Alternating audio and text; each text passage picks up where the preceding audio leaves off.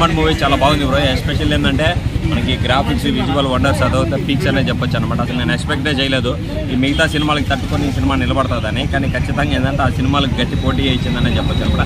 Cinema అయితే వేరే level. ఒక్క ముక్కలో చెప్పాలంటే హనుమాన్ ఉండే ఓల్డ్లోకే తీసుకొని పోయాడు అనమాట ప్రశాంత్ వర్మ. అసలు ప్రశాంత్ వర్మ సినిమా వర్త్ అంటే వర్త్, అదే గుర్తు. మనకి తేజ సజ్జ పర్ఫార్మెన్స్ ఉంది, అది కూడా చాలా పీక్స్లో ఉందనే చెప్పొచ్చు. అలాగే రవితేజ గారు వాయిస్ ఓవర్ ఇచ్చారు, కోతి వెనకాల వాయిస్ ఓవర్, అది కూడా చాలా బెటర్గా ఉందన్నమాట.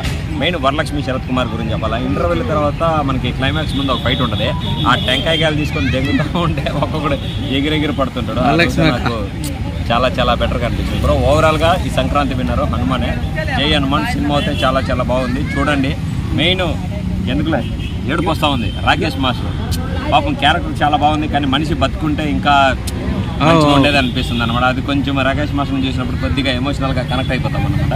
రాకేష్ మాస్టర్ చిన్న క్యారెక్టర్ ఉంది కదా, క్యారెక్టర్ ఉంది, అది చాలా బాగుంది. చాలా బాధ అనిపిస్తుంది ఆయన లేకపోవడం. ఇంకోటి అలాగే మనకి శ్రీ సత్య క్యారెక్టర్ కానీ, మనకి సముద్రకని క్యారెక్టర్ కానీ అందరికీ చాలా బాగుంది.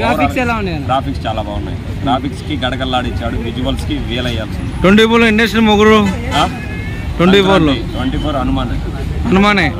అనుమానమే లేదు. ఇండస్ట్రీ ఇటు హనుమాన్ సినిమా. జై ఒక్క మాటలో చెప్పాలంటే హనుమాన్ సినిమానికి అనుమానమే లేదు, బ్లాక్ బస్టర్ అని చెప్తా ఉన్నాను. ఇండస్ట్రీ ఇటు ఆ దేవుడు వచ్చి ఇటు చేపించినట్టే ఉంది. ఇప్పుడు 3 సినిమాలు ఉన్నాయి కానీ 3 సినిమాలని తట్టుకొని దూసుకెళ్లిపోతా ఉంది. హనుమాన్ మహిమ అనే చెప్పొచ్చు.